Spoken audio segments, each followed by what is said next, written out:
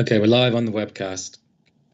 Thanks, Ewan. Good morning, everyone, and welcome to the Leicestershire Safer Communities Strategy Board. We'll start with introductions rather than everyone going around and introduce themselves, which I think takes far too long. I'm just going to get Ewan to run down the list and say all the names of the people that are here this morning. So if you want to do that first, Ewan. Yeah, we've got Andrew Woodman, councillor from North West Leicestershire. Lord Willie Bach has just joined, I believe, the Police and Crime Commissioner. Bob Byrne from the National Probation Service. Chris Hedworth has just joined, who is the Community Safety Manager at Leicestershire County Council. Lee Harper-Davies, Cabinet Member at Charnwood Borough Council. Rachel Garton from the CCGs. Grace Strong from the Violence Reduction Network. Paul Heinsohn, who's the CEO of the OPCC, Josh Namavji, consultant in public health, Carl Bowden from the Fire and Rescue Service, Les Phillimore from Blaby District Council, Ted Parton, who is a county councillor representing the Fire Authority. There's yourself, Mrs. Taylor. There's Julie Robinson, who's an officer from Charnwood, Gurjit Samurai, who works at the OPCC and the Violence Reduction Network, Adam Slanecki from Leicestershire Police, and Manjita Sanar from Victim First. And we have apologies as well. Andrew Cotton, Simon Wellband, and Carly Turner. Thanks a lot, Ewan, and welcome everyone that's here this morning. Thank you for coming. Okay, we'll move on to agenda item 2, which is minutes of the previous meeting. I'll move that we accept those as a true record of the previous meeting. Were you happy with those? Okay, thank you. On to item 3, matters arising. There's nothing that I've picked up particularly on the minutes that we need to pick up. Is there anything from anyone else? Okay, no one's indicating, so we'll move on to item 4, which is the LSC SB action log. There's quite a big part of this, so we'll do with the action log first. I think most of these items are really either dealt with in hand or on the agenda. Has anyone else got anything else they want to raise from the action log? Ted? Yeah, I would please. I've been going through this in detail, and I do have quite a significant issue with the fact that on the 20th of September last year, we were going to ask if Leicestershire Matters would publicise car thefts, and here we are in December 20 to basically be told that this isn't possible. So, and then when we go to the back page on 16 and 17, if you look at this list very carefully, there's nothing. It's virtually all either web pages, share and retweet posts via social media. There's 1 or 2 press releases. Could we discuss about how we can actually put more to the printed media, and can we ask that this policy is investigated, that we can't insert things into Leicestershire Matters? I don't know what anybody else thinks about it, but I have to state for the record, I'm not particularly happy. Yeah, I think the issue, Ted, is there's so many other items that probably take precedence to going in the Leicestershire Matters, and how often it's actually printed and delivered, I think, is the issue of having that space in there. I think the thing for me is that we're putting stuff out to the districts from here as a strategy board, and I think it's more of a district thing, a more local level according to their areas, for them to put that stuff out, to be honest, is my view. But I'm happy for someone else to say something else. That's really how I see it. We're more as a strategy level, and it's down to the districts. Les, do you want to come in? Yeah, thanks, Deborah. I tend to agree with Ted, because I actually raised this some time ago as to can we use Leicestershire Matters, and the key reason was it goes through every single residential letterbox in the county. And I accept 2020 has been this bizarre year where we can't benchmark anything, but I do think that we really need to revisit how we can use Leicestershire Matters to communicate key issues because this started off, if memory serves me, about people using electric scooters on pavements. And we, you know, Mummy and Daddy were quite happily buying, you know, little Tommy his electric scooter, which can whisk along the pavement at 30 miles an hour. So that's where it started, Deborah. And I, you know, I think if we're going to start saying we need to lean towards digital media, then I'd like to see the statistics on what our reach is, what our engagement rate is. Are we hitting the right demographics? What is our demographic reach, and a whole host of other things? I know quite a bit about social media. So if we're going to go down that route, I would like to see the evidence that says we're actually engaging and targeting the key audience that we want to and need to. Whereas I come back to Leicestershire Matters goes through every single residential letterbox in the county without fail. And you can't guarantee that with social media. So I'm absolutely with Ted, Chairman. I think we do need to revisit this. I think there's a great opportunity to get key county-wide issues out into residential letterbox through Leicestershire Matters. So I'll leave that thought with you, Chairman. Thank you. Okay, I know Rick was doing this. Obviously, Chris is here in replace of Rick today. So if we just give it to Chris to ask Rick to go back to the communications team at the county and ask if we can revisit that. Is that okay, Chris? Yeah, no, that's absolutely fine. I mean, what I was going to say was I think we ought to invite as an item the head of communications to actually give us some answers, really, because it's not from the lack of, well, certainly from community safety on asking comms if this can be done. So yeah, I'm quite happy to take that. Yeah, let's do that then, because moving on to the next item, there is the communication plans for 2020-21. I don't know if this has come before, but obviously we're nearly at the end now of this communications plan. So it might be good to see the communication plans ahead of the year that it's going to cover, and maybe have the head come and present that to us. So can we get that on the agenda, Ewan? Yeah, I'll put that on. Yeah. Yeah, because I'm not sure why this communication plan's on here, to be honest, when we're like at the end of it, basically. So are we just to review what's been done over the year? Is that the point of this, or? Ewan, do you know why this is on here now? I think the communications plan was to help you understand what was happening with that particular action on the log. Okay. I think it'd be helpful. I don't know if it came before. I don't recall this coming before. If we have it, sort of, when's the next meeting? March, it will be. Right. So can we have the detailed communication plan come in March on the agenda with the head of communications, and then we can work our way through that, and members can put stuff on there that they think should be on there. Is that all right with everyone? Chairman, can I just ask a question? Yeah. And I'll come back to the social media and the engagement rate.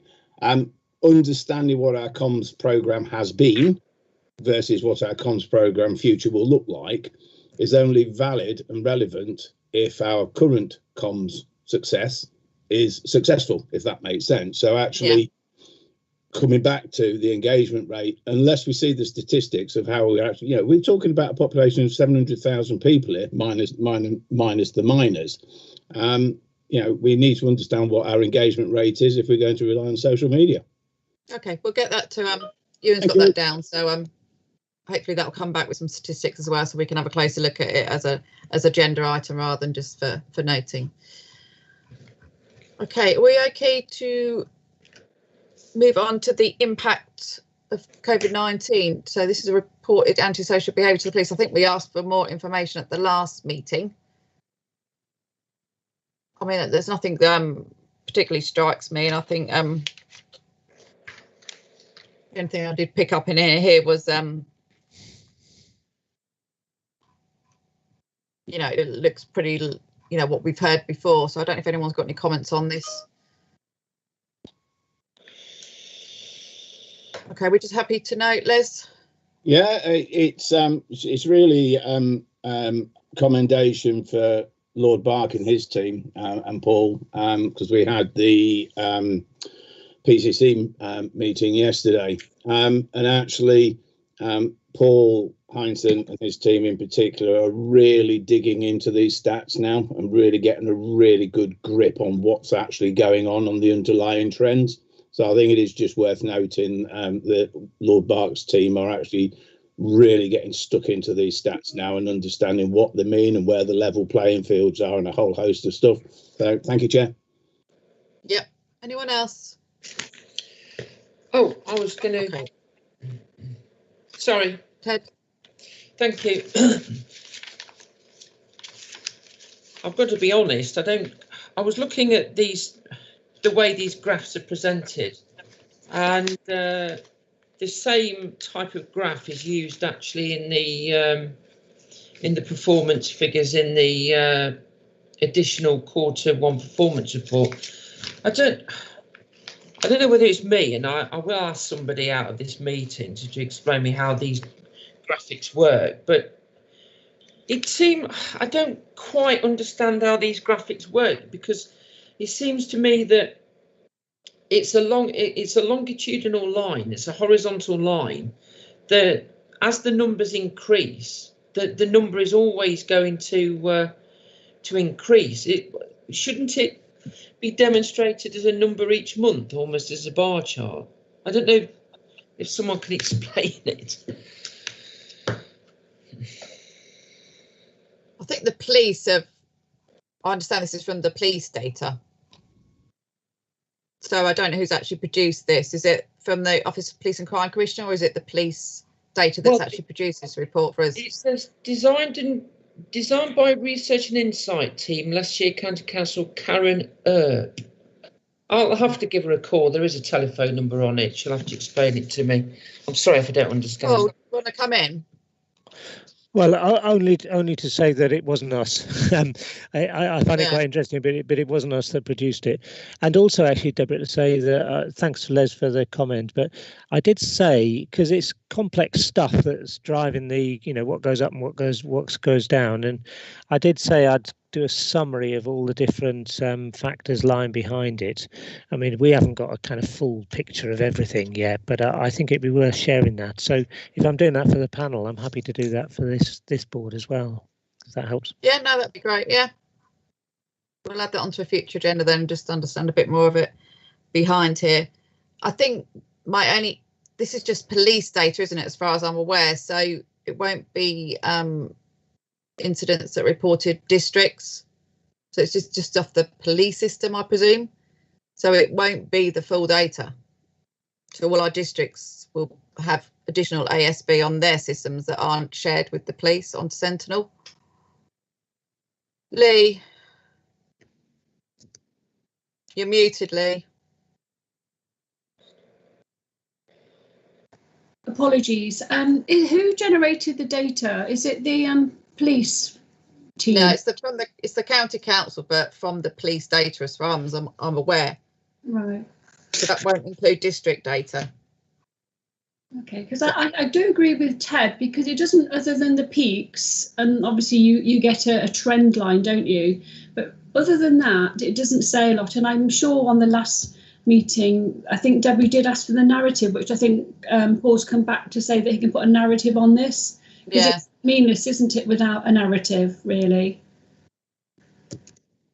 Les, did you want to come in? Yeah, it's really just picking up on the data and information that Paul gave us yesterday, and what I found personally quite really useful, and I nag Paul incessantly about putting meat on the bone. He actually grabbed 3 or 4 of the actual statistical outliers and actually dug in and gave us a really good understanding of what they've been looking at, what the drivers and the trends were, and a whole lot of those other things. So for me, I think there was a great opportunity to link the 2 bits together, and actually, rather than duplicate work, if it's okay with Lord B and his team, is actually just to use the data that the OPCC are producing. So I don't know whether Lord B has got any view on that. Well, I'm interested in these. Oh, Chair, through you. Sorry, I'm interested in these figures, but I'm not sure. And this is addressed through you, Chair, to Paul, who I'd normally be sitting next to, but not in this day and age, whether we've seen these figures before. This is the ASB stuff that I'm looking at, which I hope is the right thing to be looking at the moment. I don't think I've seen these figures and this graph before. Well, not in this form, anyway. Should I come back on that, Deborah? Yes, please. Yeah. Paul. No. This, well, as I say, it hasn't come through us. I do agree with the point that, I mean, actually, it's a bugbear of mine, but we've got a lot of data but no explanation. So at the moment, in my eyes, it's data and not information. It's only the analysis that gives it the information.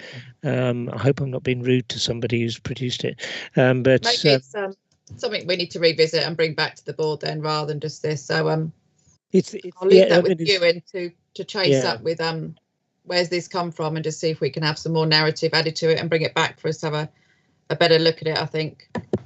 All right, can people take their hands down, please? I'm going to move us on because I'm obviously aware of, I promised I would keep to 2 hours and I intend to do that today. So I'm just going to ask you to keep your questions short and succinct as we go forward, please. So on to item 5, any declarations of interest?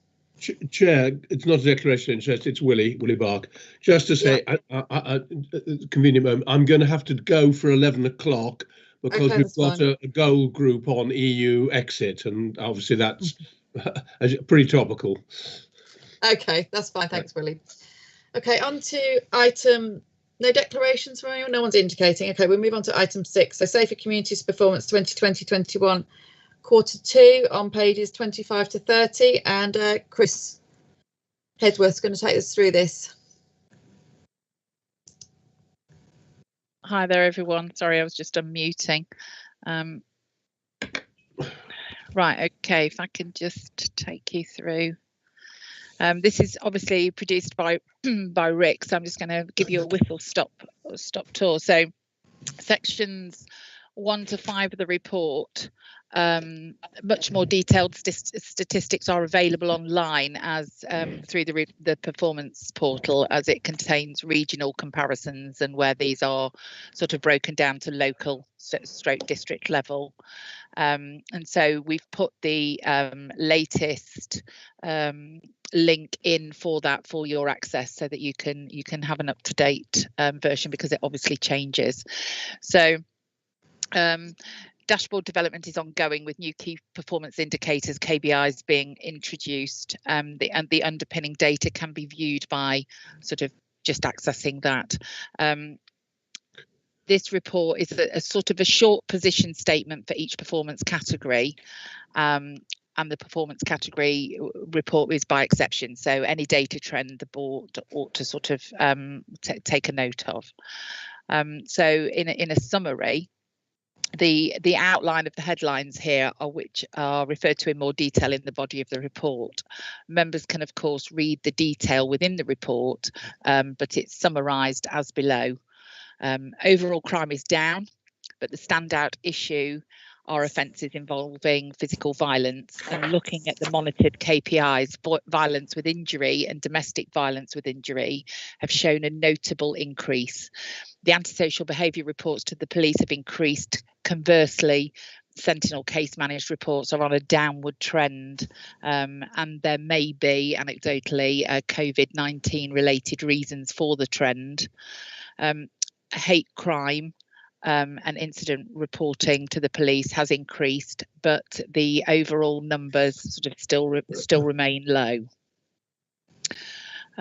So just going ongoing reductions in crime. I don't sort of want to go through it blow by blow, but I think one of the board wanted some burglary data specifically included, so we've actually put that in, but it does, however, go against streamlining the report, and I think most of the board agreed with us that we can include some every now and again, but some simple trend data has been included this time, just so that you've got an overall picture.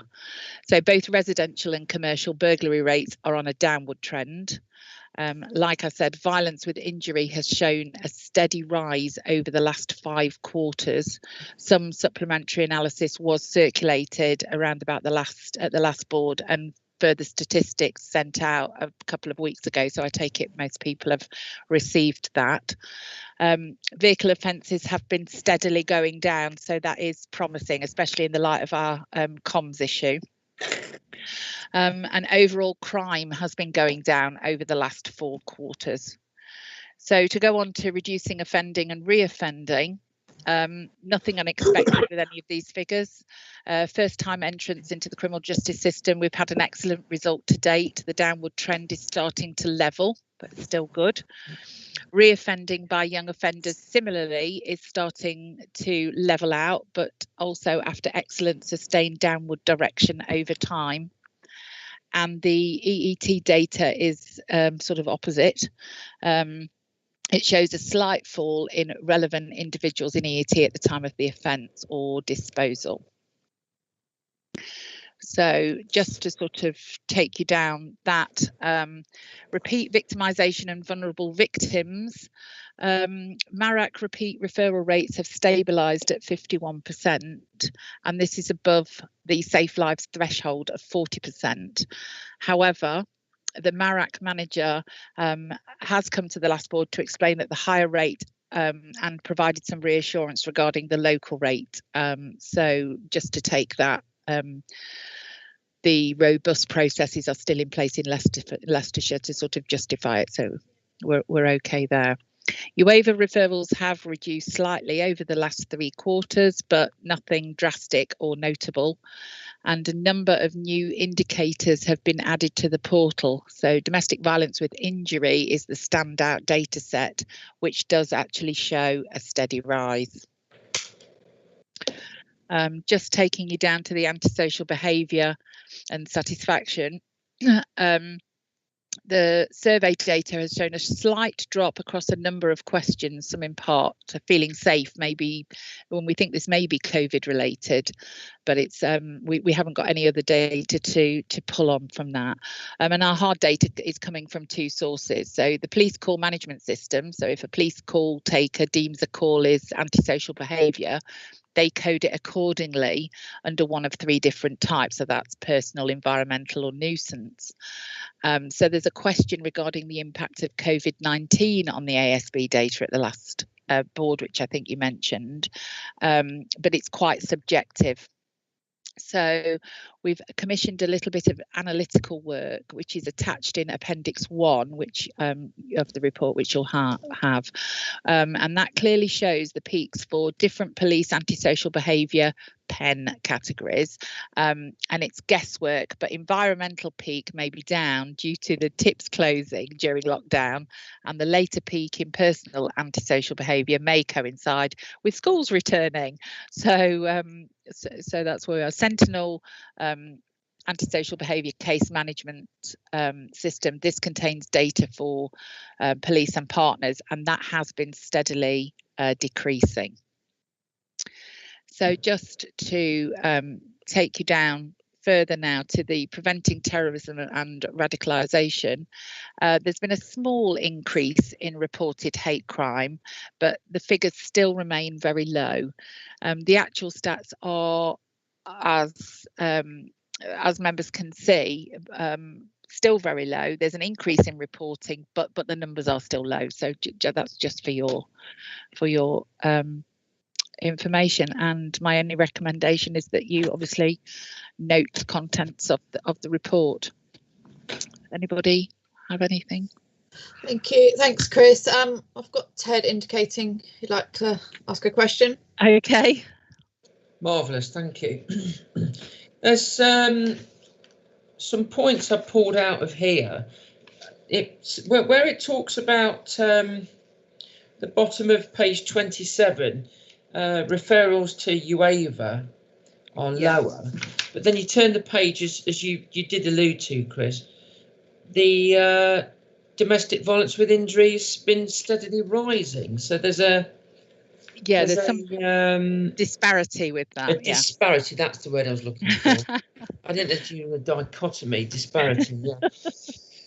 Yeah. That's the first one. The other one is of note that youth offending, young people engaged in education, employment or training is nearly down 5% from 64.2 to 59.4. Yeah. And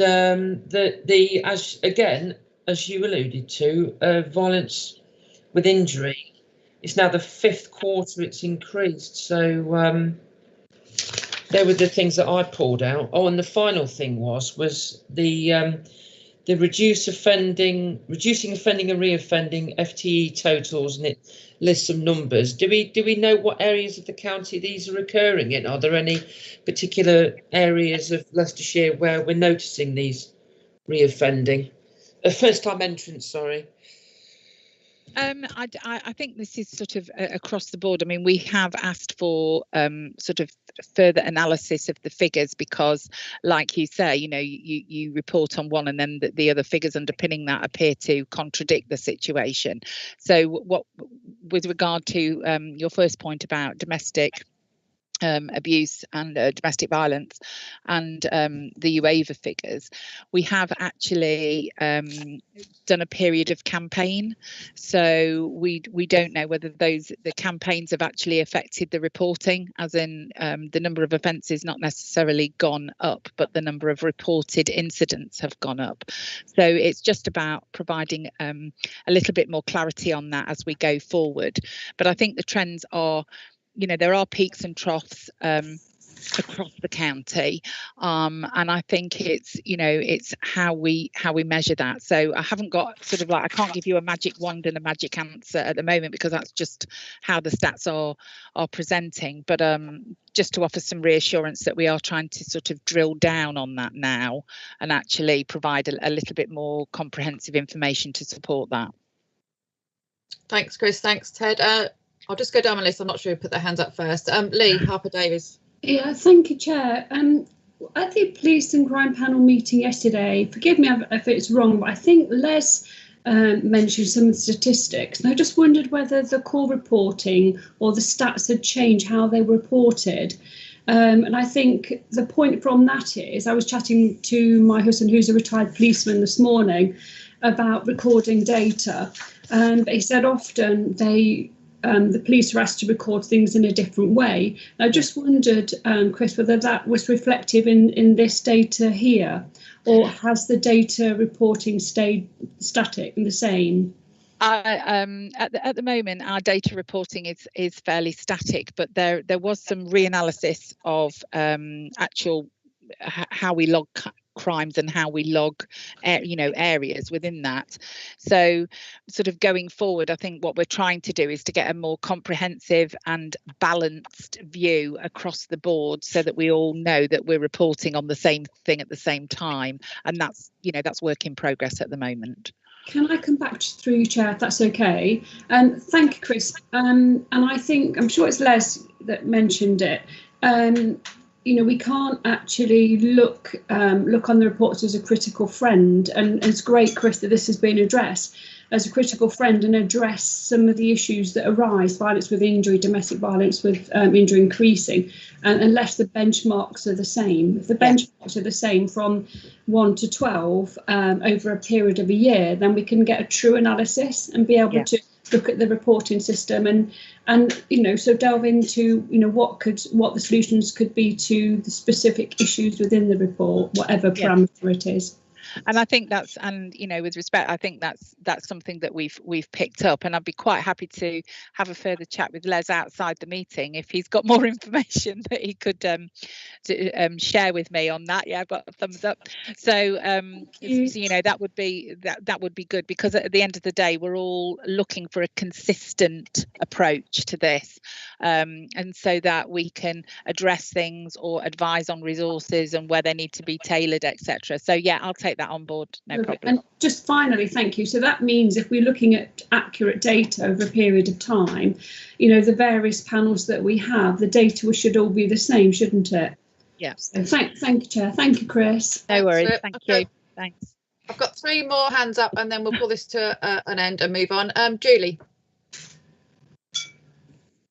Thanks, Chair. I just wanted to point out that obviously we've said a couple of times in terms of Sentinel-related ASB that it's on a decreasing trend. I think we just need to be careful about unpicking that data.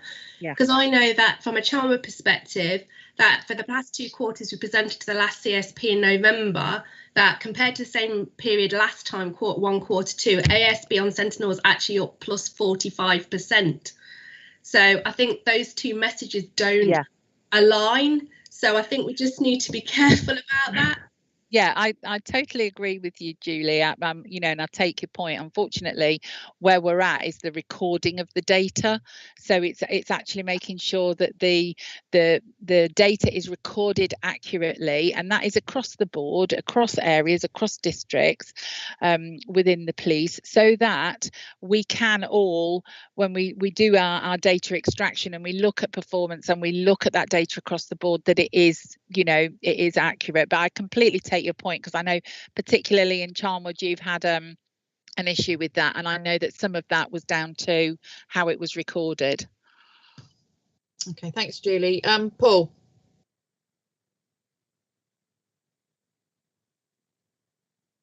Sorry, I was struggling to get off mute. Yeah, just to kind of follow up the reference I made earlier, that I'd be very keen to kind of align the work we're doing for the police and crime panel with the analysis here, because essentially they're looking at the same things. I mean, and I won't go through the same analysis we did last time, but I think we've got a reasonably good grip on the, you know, the sort of drivers, which are, as you say, Lee, you know, they're not always the behaviour itself. The behaviour is one thing, the changes in national crime recording standards is another thing, and the way in which those changes are applied is another thing. And that kind of interplay between those three things can be quite complex. The only thing I'd just want to point out, that I did mention at the panel the other day, is that in terms of behaviour, we're probably at a low point in terms of violence with injury, at least, because we've had a long period really with a very limited nighttime economy, and the nighttime economy has been a driver of some of these behaviours. So I just want to kind of put a note of caution out there that that's something we need to be aware of, because at some stage, I assume, nighttime economy will revive, and you know, we can expect a change in the actual underlying behaviour as a consequence of that. And I think that's something we ought to get ahead of if we can. Les, I'll take you if you're very, very quick. I said I was going to call a halt. Yeah, it's very, very quick, because Chris, absolutely give me a shout next week anytime. Paul, absolutely. And just to some clearly members were with us yesterday, I would like to see, if it's possible, there is an inherent reduction in alcohol-fueled violence because of the closure of hospitality, but I know from other sources that spending patterns have moved.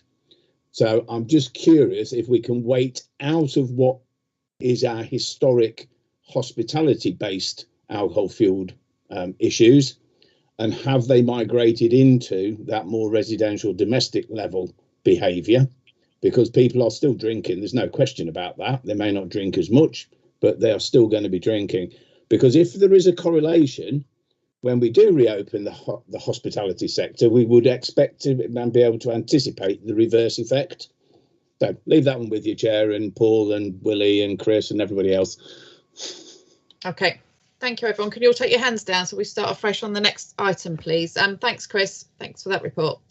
OK, we'll move on to item 7, the LSC SB Partner Update Office of the Police and Crime Commission. I think, Paul, you're taking us through this. Can we just take the report as read? I'm sure everyone's read it. And can you just pick out the highlights, Paul, that you want to pick out, please? You're still muted, Paul. I'm doing some being stupid, aren't I? If you want to catch up time, I think it's pretty self-explanatory. Victoria wrote it. Perhaps on the first one, maybe I'll say a little bit more. So we had a session on the Strategic Partnership Board last time on the really about adverse childhood experiences and how we apply it, and what benefits, you know, what services, changes to service services we can use.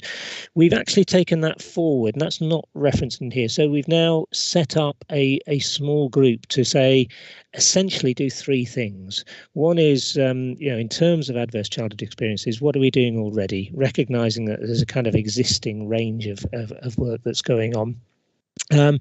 Then second thing is about how we can enhance what we're doing now to really improve the sort of quality of existing services, recognizing that there's a lot going on, but it might be a little bit fragmented at the moment.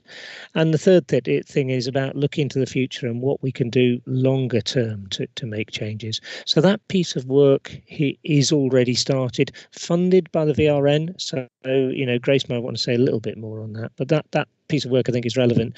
The other thing maybe to pick up on is the information, the data pack for the CSPs.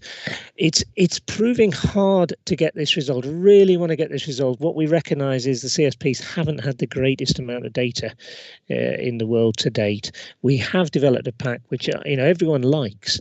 The issue we've now got is how do we get that to you in a way that's usable, and we're still working on that. We haven't forgotten it, but we haven't resolved it either. The survey, I won't say any more on. The survey is really rich, though. So I think it is important that we make use of that. And I won't say any more. I'll stop there. Thanks, Paul.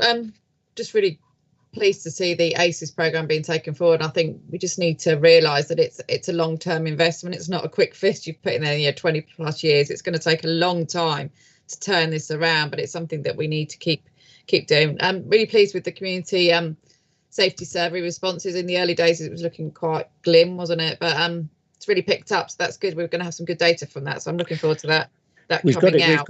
We've got it, Deborah. We'll get it out as soon as it's summarised. But it's really rich, really rich. Yeah, no, I'm looking forward to that. And just about the DA perpetrators programme, we're still putting in there that there's no public announcement, but for me it's 100% public knowledge. So I'm not sure what we're waiting for, because everyone knows about it. So yeah, that's probably a dated report. I'll just double check with Simon, but I'm pretty sure we get that's out of date. I'm sorry about that. Yeah, I'll check with Simon. Everyone knows about it. Yeah. Any questions for Paul from anyone? Really good report, Paul. Actually, Ted. Well, it was done by Victoria, not me. All right, thank you, Victoria, for me then. Good stuff. Thank you. Two questions. Firstly, point 10. Which will be ready towards the end of December 20. Presumably that will be in the agenda for the next meeting, will it? Yeah. That's what we're just referring to, Ted. So the survey, Stevie Hardy has done an in-depth analysis. Grace probably knows this better than me. I don't know if it's worth just bringing Grace in on that point. Are you there, Grace? Yeah, sorry, which bit did you want me to answer, Paul? Just give an outline of what the survey contains and when it's coming out, because I think It's we'll definitely get it out this month to CSPs. It might be a little, just before Christmas, I'm afraid, just because the amount of responses, particularly the qualitative bit, the free text boxes, were absolutely crammed with information. So that's created quite a lot of work for Stevie to be able to pull out the key themes at LLR level, but also you will receive the comments for your particular CSP area as well. But it's really rich. It's almost too big to go through in a quick comment, Paul. I think it's something that maybe this board will want to spend a bit more time on next board. Well, how about, Deborah, if we bring it back next time and we'll get Stevie to talk us through it? Would that be all right? No, that'd be good, yeah. That'd be great. Okay. And the second question, Paul, is the DA perpetrator programme. I've heard of this being used in other counties, especially Staffordshire. Well, what will it, without going into too much detail, but appreciate the time, but what will it involve, this perpetrator programme? Well, it's a programme that aims to change the behaviour of people who perpetrate domestic abuse crime. It's a lower level programme than the one they have in probation. Probation programme, I think Bob's on the call, isn't he? Tends to be oversubscribed and is very in depth. This is a shorter programme, so it fills that gap of perpetrators who are regularly committing domestic abuse offences, but don't reach the threshold to get into the probation programme. So I mean, it's I don't know the details entirely, but I'm pretty sure it'll be cognitive behavioural based programme, works in depth with offenders over a period of time, but mainly focused on changing the attitudes that sit behind their behaviour. But again, I might just pull on Grace just to check I haven't said anything out of order. You'll know better than I do, Grace. Anything you want to add to that? No, that was spot on. Was it? Okay, there we are. Done. Okay. Could I just say a word, Chair, just very briefly about this in general terms? For the whole DA issue is one that all of us are offended by and been trying to find ways through, because it takes up so much. I mean, it's so bad for the individuals concerned, the women very largely, but also takes up a huge amount of police time as well. And we quite rightly concentrated on victims. That's absolutely vital. But there hasn't been enough concentration on perpetrators. There has been work done, and there's been some grant before. But I think this is a bit of a sea change in the work that we've all agreed to do, because if you can really affect perpetrators or would-be perpetrators, then that may well be part of trying to get these ghastly numbers, and of course we only hear about the ones that are reported, down. So it's a great idea, and very grateful. I'm very grateful as PCC to all the CSPs and the part they're playing in this too. So I just wanted to say that with your permission. Thanks, Willie. I think it's just trying to break that chain, is it? We get a pattern of domestic abusers that move from relationship to relationship, don't we? And we're just trying to break that train. So I'm looking forward to how that programme goes. Okay, I've got no one else indicating that they've got any other questions. Just one point from me, Paul, is paragraph 17. The SOG and the CSPs, better integrated work. Do we know what sort of better work are we looking at? You could be able to just... Yeah, we're still in a little bit in the melting pot, but I mean, just to give you the background, Deborah, Chris Thomas from the county and Julia Debenham approached me and said, look, that we've got these range of programs operating in the SPB space. Can we link up the work that CSPs are doing through SOG more effectively? And so that's what we're exploring. Obviously, SOG reports into here, so they'll need to maintain that relationship. But the sort of early thinking is, well, actually, can't SOG join into the SPB structure and get the benefit of understanding what's happening within SPB and be able to contribute to some of the initiatives. To give you an example. The SPB is working on some issues related to certain Gypsy Roma traveller sites, and there's a programme of work led by Norman Proudfoot on that. And there are, not all of the CSPs, but quite a few CSPs are doing their own initiatives in relation to that. So the aim there is to say, well, look, okay, we're the work that's going on in the individual CSP is great, but sometimes they need additional support on a regional level, for example, to get extra educational support for children in Gypsy Roma traveller sites. So at that kind of broader level, we can apply some influence to bring in that educational support, across city and county, rather than just leave them floundering, because in an individual CSP, it's much harder to do that. So that's what we're exploring. But we haven't kind of pinned down the kind of governance of that, Deborah. Would it be worth bringing that back here as a specific proposal when we've pinned it down? Yeah, I think it'd be good for us to have a look over once you've got some more meat on the bones of that, Paul. That'd be good. Okay.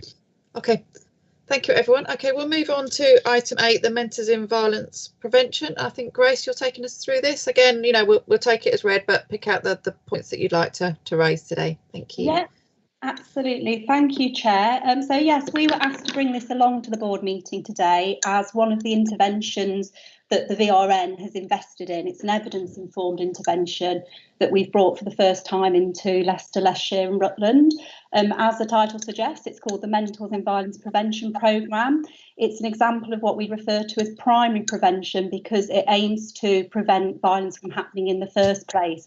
But uniquely, this particular programme across the globe is actually transferable to lots of different settings. So, for example, in some areas in the UK, they use the programme, albeit adapted within prison settings.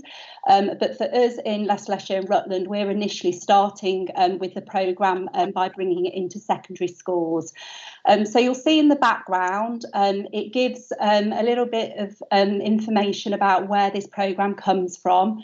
Really importantly, it harnesses the power of peers. So it really puts young people in the driving seat and recognises that in the teenage years, which I'm sure many of us will identify with, they're much more likely to listen to their peers than they are any one of us on this board meeting today. So it trains young people as mentors and equips them with the confidence, knowledge and skills to identify and speak out against all sorts of concerning behaviour, from bullying all the way up to physical violence, whether that's within relationships, personal relationships, or outside of those relationships. It really recognises the progressive nature of violence. So violence very rarely, as in physical violence, doesn't just happen. There's usually all sorts of antecedents in place. So this particular programme really kind of tackles those attitudes, values and beliefs that can give the signal that violence is acceptable. So that's very much what it's about. It harnesses very inclusive programme, so it takes a stand that everyone has a role. It uses friendship as the reason why young people should get involved and become active bystanders. So kind of one of the mantras is, be a good friend, don't be a bystander. And really importantly for all of us in the Violence Reduction Network is it promotes the healthy social norms and culture that we really need to see developing in order to prevent violence now and in the future. So in terms of the evidence base, it's been running in Scotland for a good 10 years now. As I put earlier, originated in the USA. There's about 5 areas across England and Wales who have brought it into their area, all led by the local violence reduction unit, or in our case, the VRN. And I've just listed some of the qualitative evidence there, but really interestingly and excellent news for us, it's just featured in a Public Health England report that was published just yesterday, where it actually highlights MVP as being a particularly effective bystander intervention. So really good to see that it's got Public Health England's backing as well. In terms of how the programme works within secondary schools, the process that we're taking is we do a call out for interest. It's completely voluntary on the part of secondary schools, although obviously we can target certain schools if we feel that would be appropriate. And we invite the head teacher or principal, and we do insist that it is that person. Occasionally we'll settle for a deputy head, but we do want this to be led from the top. So they will come along to an introductory session with our trainer, Graham Golden, just to see, just to find out more about the programme and to see whether or not it's something for them. And if they agree, if they want to proceed, then they will nominate staff who will attend the training, which at the moment is virtual training, which is actually going better than I think we initially anticipated. And then further sessions are offered as well. So, for example, school leaders are pulled back together to talk to Graham and us as a team about local implementation in their school and how they intend to take that forward. But really importantly, as much as it's important that partners support this, we very much keep schools at the forefront in terms of leading this, including making the decision whether or not to get involved. And then within the school, once the staff are trained, they will basically have a selection process to choose their mentors. The advice is to go for a diverse range, so don't go for the usual suspects who often end up being prefects or whatever. We kind of say, actually, look out for those kids in your school who may be losing their way a bit, and becoming a mentor with MVP could actually solve a whole heap of issues. And most of the schools we're working with are very much taking that approach, which is fantastic to see. And then the students themselves, they get all sorts of training, they get all sorts of material. There's a bystander toolkit, which is really clear that we'll be using in all sorts of other settings going forward.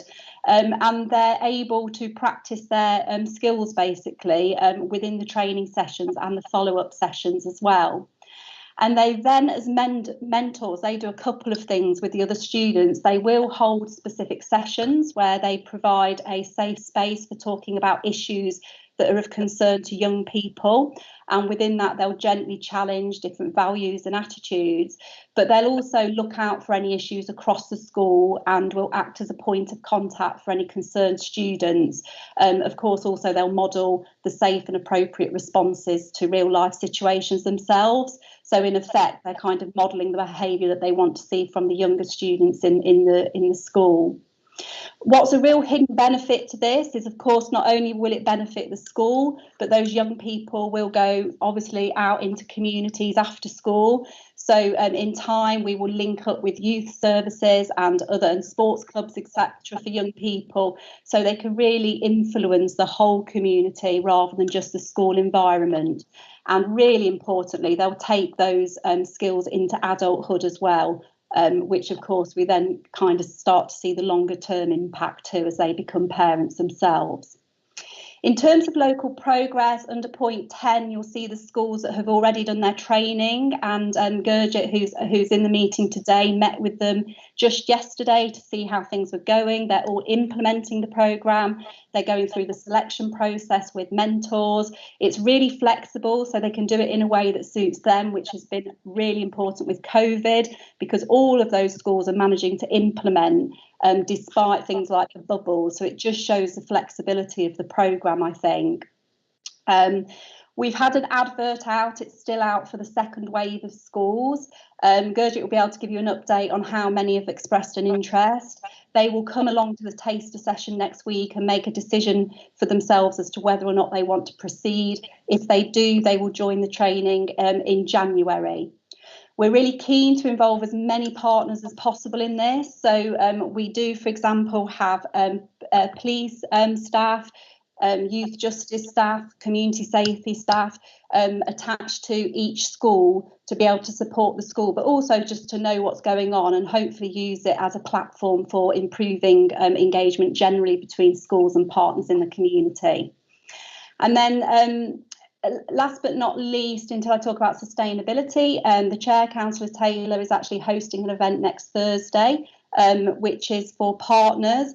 I'm awaiting a bit of an update, Councillor Taylor, from Carly on who's accepted those invitations so we can look at numbers. But I do encourage people, if they're free, to come along to that, because that will be with Graham Golden, who is our trainer, who can do a much better job than me in actually really taking you through why this programme has such huge potential. And then in terms of sustainability, I guess this is one of the beauties of this particular programme, is the approach that we're taking is that throughout next year, we'll start to recruit professionals from different partner agencies to do train the trainers. So we won't have to rely on Graham anymore. We'll be able to build that local expertise and start to look at where else we can take MVP. In terms of the schools, really, they grow in terms of their capability and the momentum that they build. Each year they will train new mentors because it tends to be the older students. So some mentors will obviously leave as they move on to further education. So the idea is that we're building our own sustainability for this one, and we've got sufficient funding to be able to do that, which I'm sure the board will agree is really important with programmes like this. I've listed and shared some of the key risks. Some of them are just regular risks linked to things like programme fidelity, making sure that the VRN team kind of holds onto the reins for a while until we've got that local capability, and that people don't shoot off in all directions thinking they're implementing a programme, but perhaps aren't properly because they may not have gone through the formal training. So we do need to hold on to that. Obviously, COVID is having its usual impact, although I have to say hats off to the schools who are managing to implement despite that. They really recognise it's more relevant than ever. And that's really it from me, other than to flag that introductory webinar next week, if any partners are interested. Thank you, Chair. Thanks, Grace. That was a really good rundown. I think you've hit the nail on the head with schools. They've been adapting since March early this year, and that they've done extremely well with trying to keep things together and running as normal under COVID. So all hats off to the schools that have done it. Not included in here is the information, the link to the webinar. So can we make sure that gets sent out to everyone so all partners can, you know, send that out and join if they want to on that next week. So I'm really looking forward to hosting that webinar. So it's going to be really good. So I think if there's any really detailed questions, it might be best to wait for the webinar and you'll get the information there. But Ted, you've indicated you'd like to speak. Please, yeah. Oh no, I'm definitely going to attend this webinar next week. I was doing some research into the founder of this, Jackson Katz, but from what I could work out, there's 2 books he's written are to do with masculinity and violence against women. I couldn't find anything of his sort of process that deals with sort of gang violence. Is that? He seems to be focusing on preventing men being violent to women. Yeah, and that's absolutely what MVP is all about. It's violence in whatever context, basically. I think that's a really interesting point, because when you look at the causes of violence, whether it's public place or within relationships, it's pretty much the same. So when you start to look at the primary prevention interventions that work, they cover a range of different types of violence. So this particular programme will address kind of domestic abuse as much as it will public place violence. The beauty of it is you can change these sessions depending on the issues that you want to address. So the toolbox that the schools get and the students get have all sorts of sessions in there, including gang-related violence, knife crime, sexting, domestic abuse. It's a very, very flexible programme. But you're right, it did originate in relation to intimate partner violence. Okay, thanks, Ted. Rachel. Oh, thank you. I just put the quick question in the chat box. I don't know if Grace will get just to save time, but it was just around the ongoing support for the individuals. I can see that there's peer and staff support for the mentors. But I just wondered if they have a kind of specific link that they can discuss things with in real time that might come up in those kind of individual and group discussions that they might hold themselves. Yeah, so within school, the staff within the school will hold that space for the students themselves. In terms of the teachers, they're able to contact us at any point, and do, particularly Gurjit, who's leading this programme. So yes, that's built into it, and part of the in-depth training they do links into that kind of like looking after yourself thing as well, and what to do if you come across any material that concerns you. I mean, in essence, the bystander toolkit provides that, but absolutely the kind of wraparound support's in place too. Thanks, Grace. Thanks, Grace. Okay, no one else is indicating any questions, so thanks for that, Grace. Really looking forward to next week and launching it a lot wider and spread it as wide as we can. So I'll encourage partners here today to do that as well. So we'll get that link sent out to everyone as soon as we can. Okay, on to item 9, Victim First. We've got a presentation here from Manjita, so I'll pass over to you. Thank you, Chair. Good morning, everyone. My name is Manjita Soon. I'm the Head of Service for Victim First. I was asked to kind of present a presentation on Victim First, some of the projects that we've been introducing this year, and a bit of an update how we've coped with COVID. So I'm just going to put a presentation up for you guys. Okay, so who we are. So at Victim First, we work with victims of crime. We do work with perpetrators through restorative justice. We provide a holistic approach, and we work through a needs assessment either on the phone or by person, and quite recently through WhatsApp and Teams because of COVID. Our aim is to provide the best support to victims of crime without passing them from agency to agency. We provide a lot of advocacy and have a good working relationship with other organisations with data sharing agreements in place so that the journey is as fluid as possible. We provide a range of services which include practical support such as locks and alarm changes, a hardship fund, so that's a pot of money that we have for short-term relief for victims, personal alarms, emotional support, We don't have a waiting list, or there's no limit to the amount of sessions that victims receive. Some people we support for 8 to 9 months, some can be a couple of weeks, some can be a day, and we've been supporting someone for over 4 years now as well. So there's a different range of the length. We can support people regardless of if their case is reported to the police or not. Self-referrals are steadily increasing at Victim First as well, and that kind of helps to break down barriers and provides a non-biased form of support as well. We have many case studies where we've tailored the support and our approach as well. Our communication through email support as well, that's also included.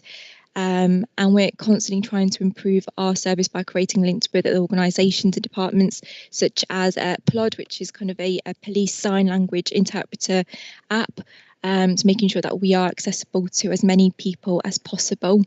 We use language interpreters and also work with a vast range of communities, religions and cultures as well. We're commissioned by the Police and Crime Commissioner and delivered by an organisation called Catch 22. And our team is kind of built of a variety of backgrounds, including 8 caseworkers, 2 specialist caseworkers, one that works with children and young people, and one who works for restorative justice, 2 senior caseworkers, 1 admin data analyst, 1 deputy head of service, 1 head of service, and a range of volunteers and a mental health nurse as well within the team.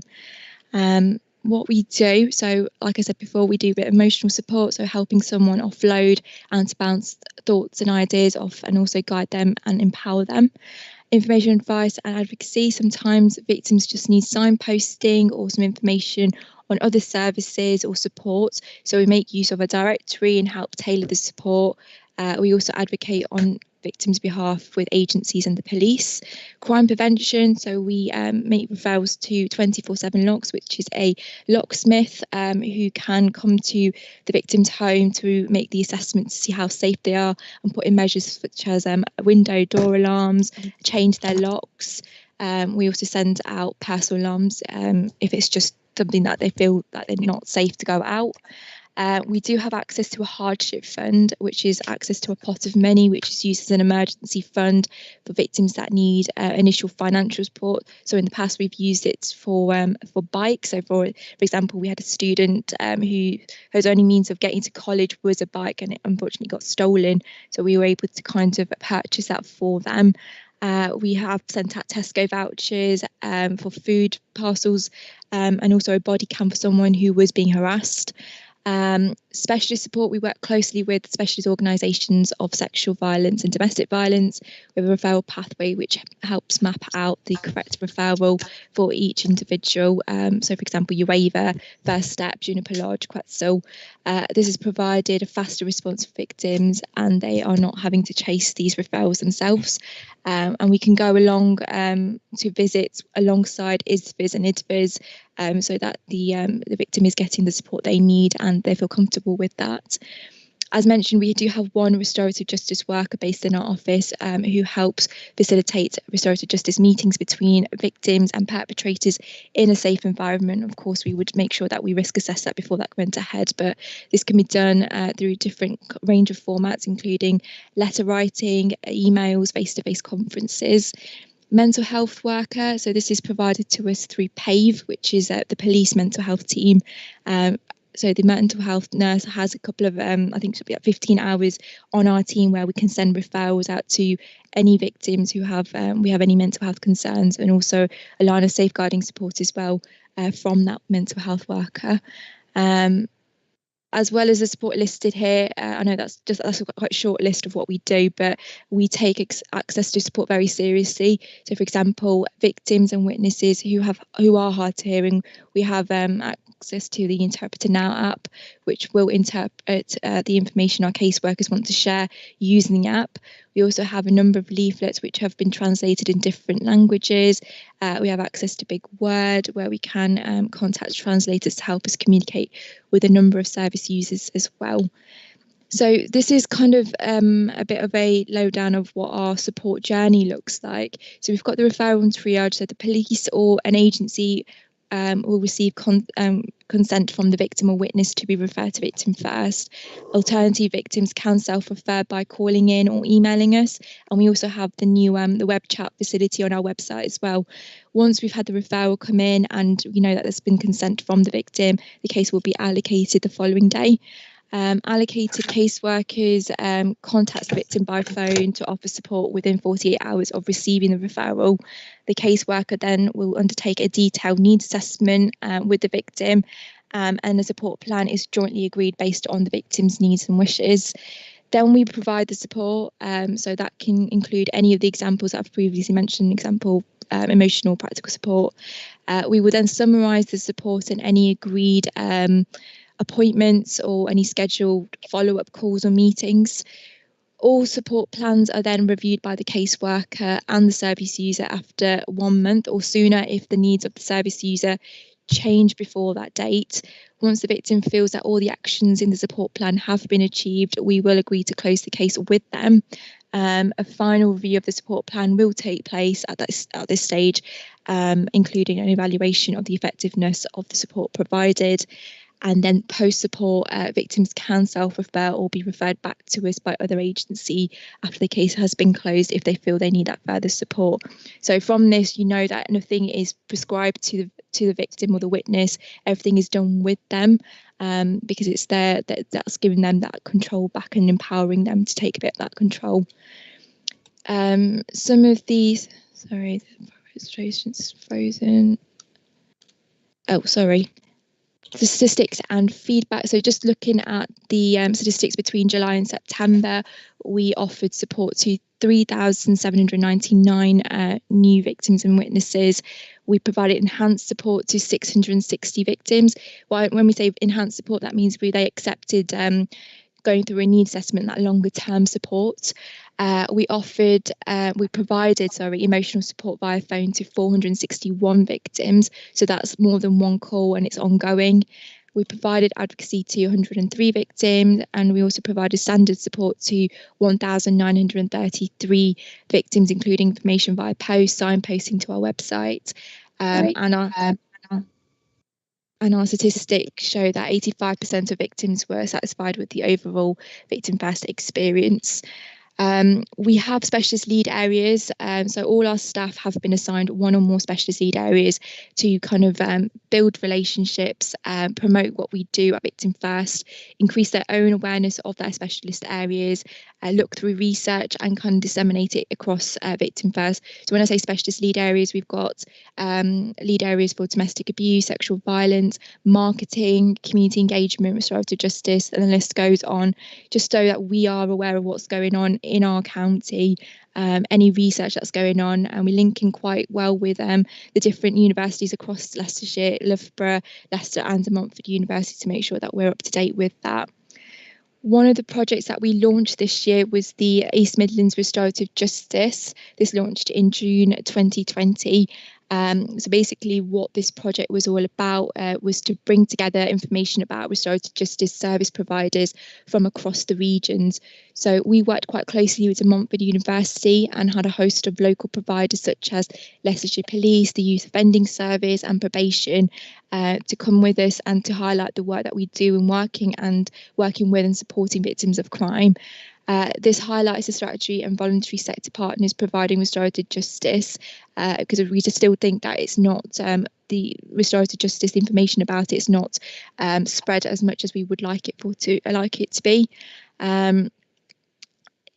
And it's just kind of the development of a high quality and coordinated restorative justice service for people affected by crime as well. It offers an opportunity to meet and greet providers on a platform to share information, to develop new ideas for the service and to obtain support from more complex cases. The forum also offers an opportunity to share the knowledge and the experience required to provide the best possible support for people affected by crime. And we can continue to highlight it. There's been 2 forum meetings now where we've been able to kind of change some of our processes to make sure that we are consistent across the county, but also it has led to kind of more outcomes as well for restorative justice. I'm more than happy for anyone to kind of email me or give me a call if they want to know more about that forum. Moving over to COVID, so obviously COVID's happened this year.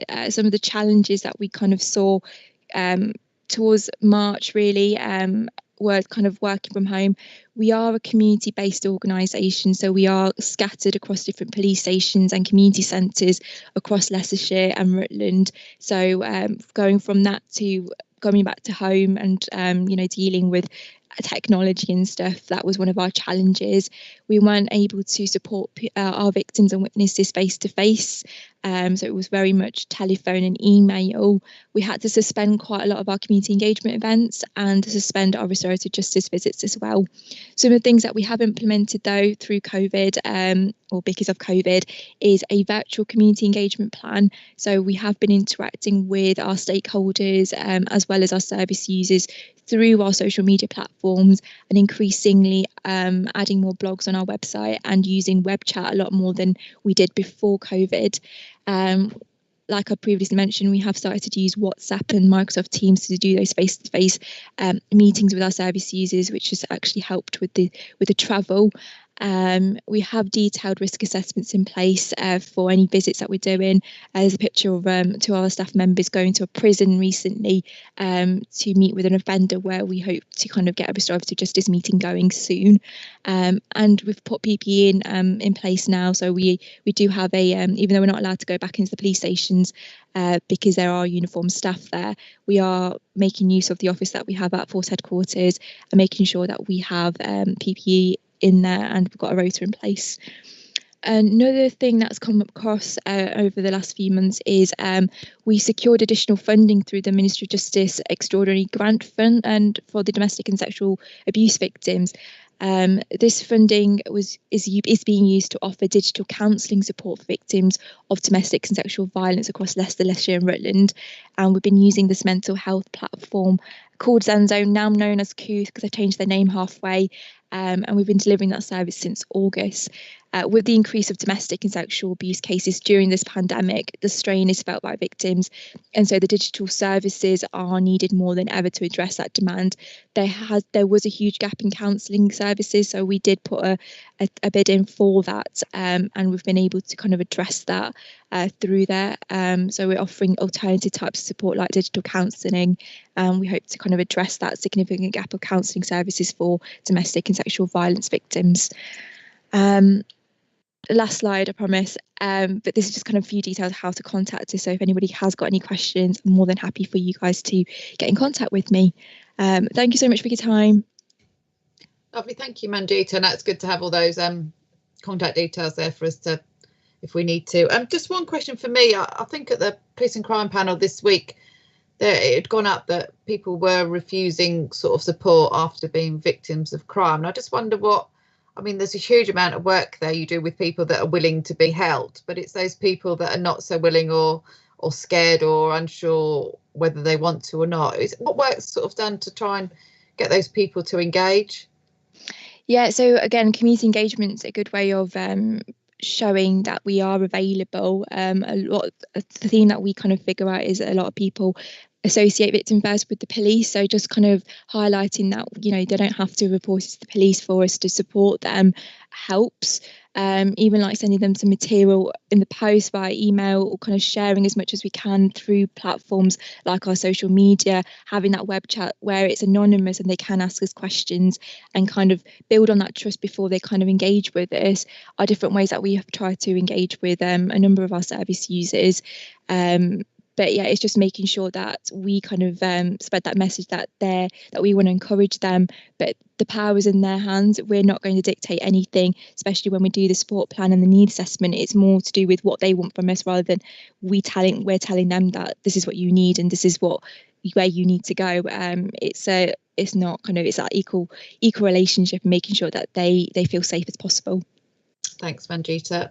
Grace. Yeah, I was just going to add to that, because Manjita's team have actually linked up with the violence intervention project as well in the emergency department in UHL, which I think there is, it's a really good example of how we need to link services better together. So those workers are in the moment able to reach young people, so under 25-year-olds when they most need it, and then us making sure that we link into Manjita's team so that there's kind of longer term support. So I think as a partnership, there's a bit more of that we can do in other settings. Thanks, Grace. No, I think that's it, isn't it? That we don't want to be working in silos. We say that so many times in meetings, don't we? We need to be spreading it between all of us. So that's really good. Thank you, Manjita. I've got no one else indicating there's any more questions. I think your presentation was really good, really clear, and full of information there for all of us to take away. So thank you very much for coming. Nice to see you. OK, we'll move on now to item 10, the National Probation Service. Bob is taking us through this. Thank you. I think I'll need to ask Manjita to unshare her screen. I think she has now. Can I share my screen, please, you? And I've added a couple of bits to mine, so I'll share my screen. I've uploaded the slides, so I'll bring them down again.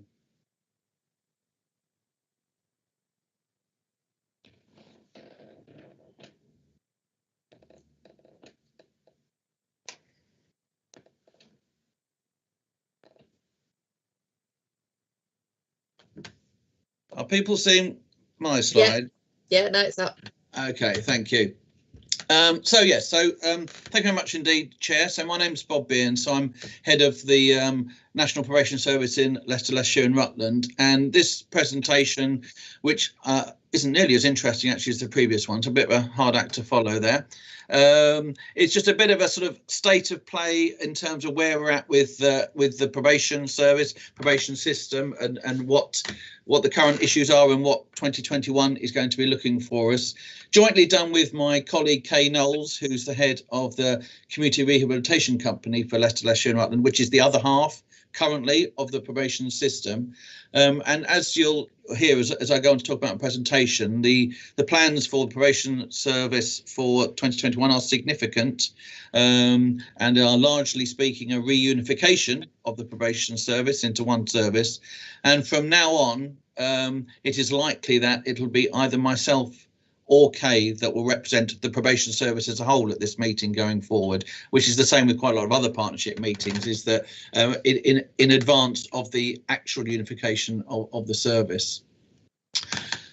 So by way of background, just a quick recap on, I suppose, how the probation service is configured at the moment. So following the changes to the service made in 2014, in effect, the probation service is in two halves: the National Probation Service, which sits in the public sector, and community rehabilitation companies, which cover 21 different areas across the country. It's the Derbyshire, Leicestershire, Nottinghamshire and Rutland CRC that covers LLR. And that slide shows the division of the parts of the probation system that are delivered within that structure. So the National Probation Service manages high risk and MAPA cases in the community and custody, and that represents round about 30% of the total probation caseload.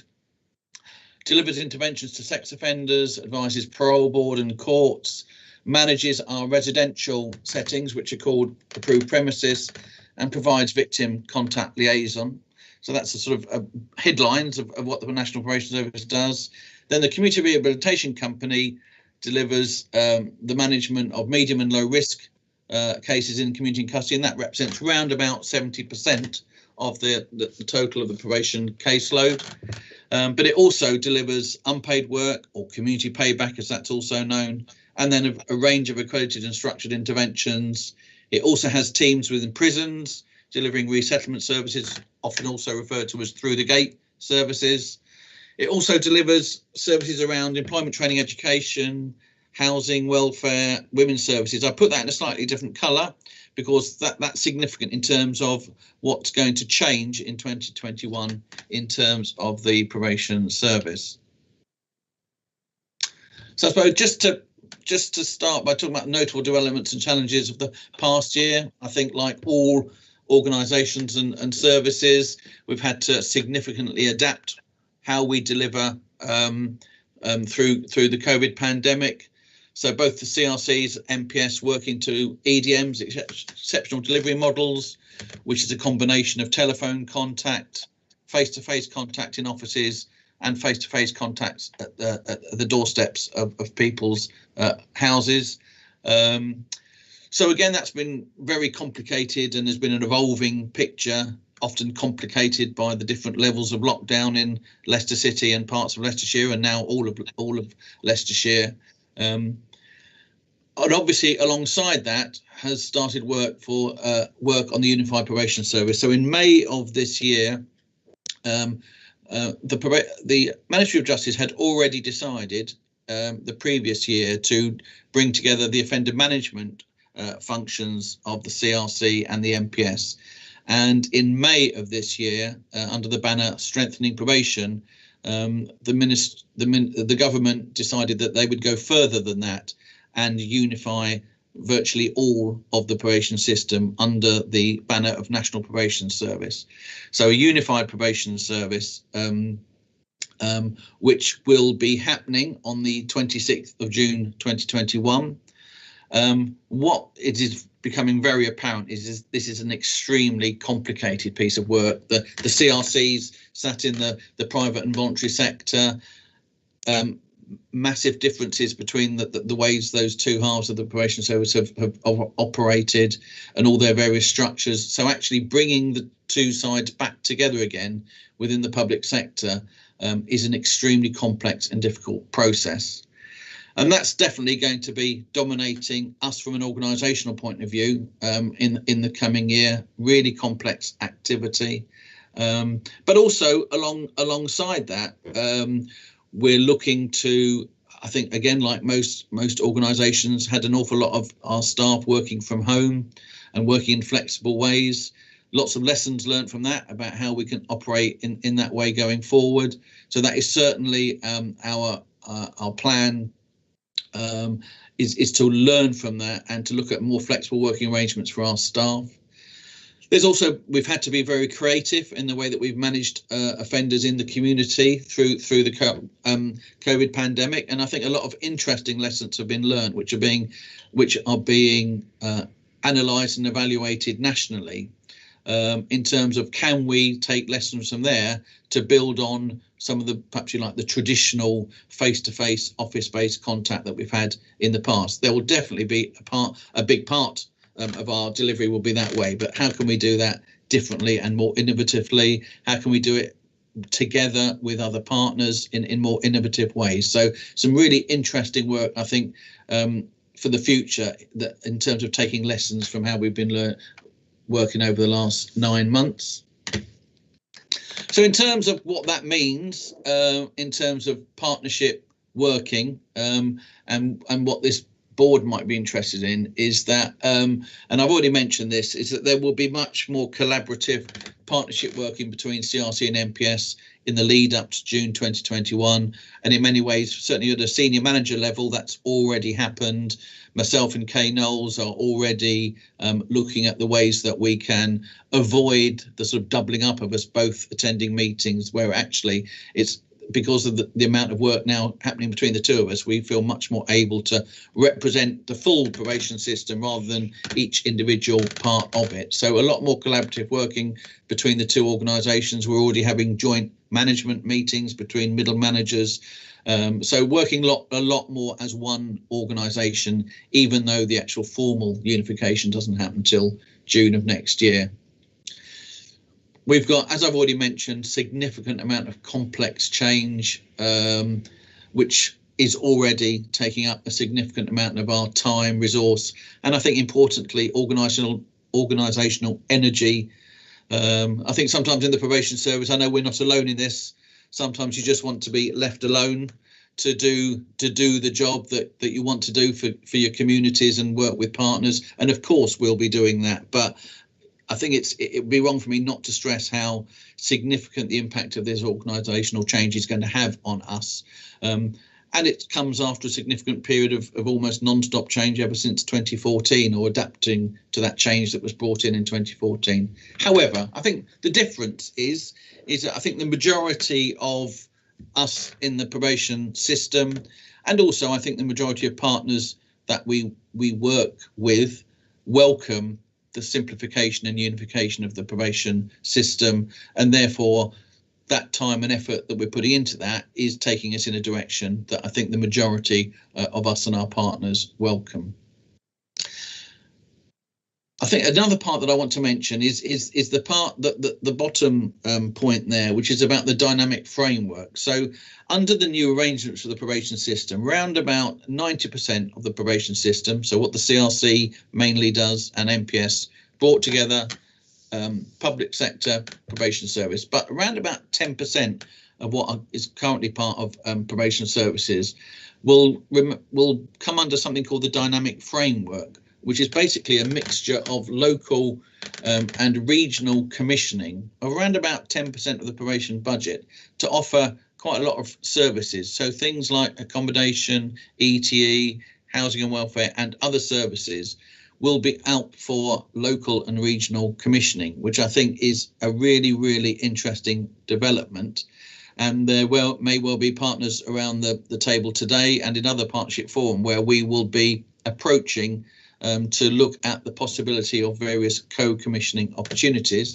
And in fact, one is already well underway. So I'm working with commissioners in the City and County Council where under the joint commissioning process for dependency and recovery services for LLR.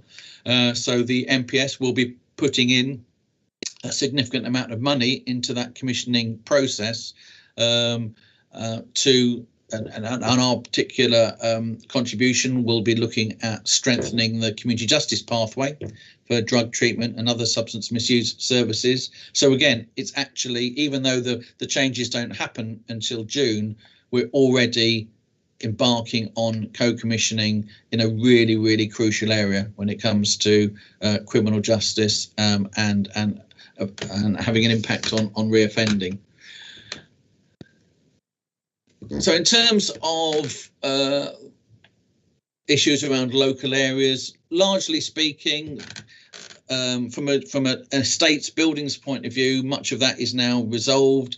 Either there were places where we were working together anyway, or there's very clear plans as to where working in a co-located way will be re-established. I think the only areas where we've still got to resolve how our delivery is going to happen as a unified service is Hinckley and Market Harborough, but work is underway to identify how that will happen and will be resolved by June of next year.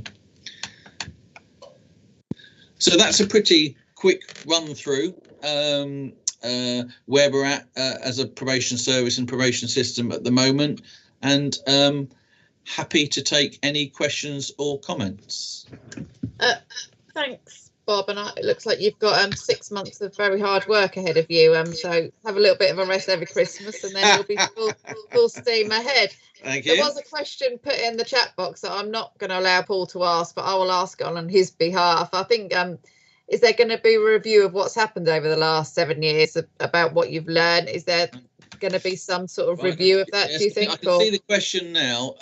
What I would say is that we're not back where we were in 2014, and there's two important reasons for that. One is that prior to 2014, there were that we were organising local probation trusts. So there was a Leicestershire probation trust. The position after the 26th of June is that it will be part of a national service, which is part of the civil service. There are mixed views on that, so it's certainly not a return to 2014. I would not describe the last 7 years totally as a period of disunification, and the CRC's got an awful lot of bad press, and the whole split in the probation service got a lot of bad press. Much of it, I have to say, I'm probably not allowed to say this, but is probably not misplaced in terms of those comments. However, what did happen is that the CRCs were able to undertake an awful lot of creative and innovative work So, for example, the use of peer mentors and people with lived experience to work with offenders. We also have in the CRC people who have actually worked through the system with lived experience now working as employees. So that's just one example of some really significant innovative work which has happened and which us as local leaders and regional leaders are determined to bring into the MPS. So I think there's a chance that we can come back together in a way that actually, with things moved on and more innovative. So I think we've got a real opportunity to make things better. I think, you know, the days of local probation trusts are long gone. We're not going to see that again, but I still think there's a real opportunity to bring together innovations that have been brought about from both sides of the probation system, but particularly the CRCs, in a way that can enhance things. Okay, good luck with that. Thank you. I've got Ted indicating you'd like to speak. Correct. Yeah, thank you. Lower the hand. I noticed you said, Bob, at one stage you said the phrase majority of partners welcome. Appreciate you might not be able to say who, but from that it seemed as if there wasn't complete unanimity in the support of these proposals. The only reason I say that is that the partners I talk to or who have expressed a view have welcomed it. I only say that because I can't presume to know what everybody thinks in terms of our partners. That's the only reason why I said that. Okay. No one else is indicating they want to speak. So that's really good. Thank you for the update. It might be good for you to come back at some point when you feel the time is right. More than happy to sort of give even just a verbal update of it, either myself or Kay at each of these meetings to update where things are at. Yeah, absolutely. Yeah, I mean, is it good before June, before the actual switch? I would say so. It would be. I'm not too sure what the timetable of meetings is, but certainly I would say possibly the second meeting of the year would be a good time to do it. Okay, lovely. Thank you very much for coming, Bob. Thank you for that presentation. We'll move on to item 11, domestic and sexual violence and abuse reprocurement. And Joshna, you're taking us through this? Yes, thank you, Chair. This is a quick update just on the progress that we've made in relation to the reprocurement of domestic and sexual violence and abuse services for Leicestershire. In addition to Leicestershire County Council, our commissioning partners include the Police and Crime Commissioner, who are in fact leading this project, Leicester City Council and Rutland County Council. So in terms of developments and challenges since the last update, the new service was due to commence on the 1st of April. So it's currently provided by UEFA. Due to the pandemic, all partners agreed to an extension to the existing contract, which UEFA approved. As such, the new service will now commence on the 1st of April 2022. In light of the pandemic, we decided to conduct a further soft market test to seek the views of the service providers on any learning as a result of COVID that could help shape the future service, as we appreciate that as things have moved on and there'll be some substantial challenges that they'll be facing that we need to support. And as we expected, the focus of the responses was around increasing the use of digital interventions, but being able to balance this with face-to-face service delivery for where it is absolutely needed. So in terms of our next steps, we're revising the service specification based on the findings that we've had from the soft market test. We've got a project group and plan that's been reinvigorated sort of as the COVID pandemic work began to ease. And work is currently running to schedule. So the intention is to go out to procurement in early summer of next year. And in terms of the Leicestershire County Council service, as explained in a previous report, this is our components of what will be in the service spec is a helpline and engagement service, which is going to be our front door for all service provision, a specific domestic violence and abuse service, a victim support service, a sexual violence and abuse service as a separate strand, and then accommodation services as well. There are 4 key components for our provision. And that was it from me, short and sweet.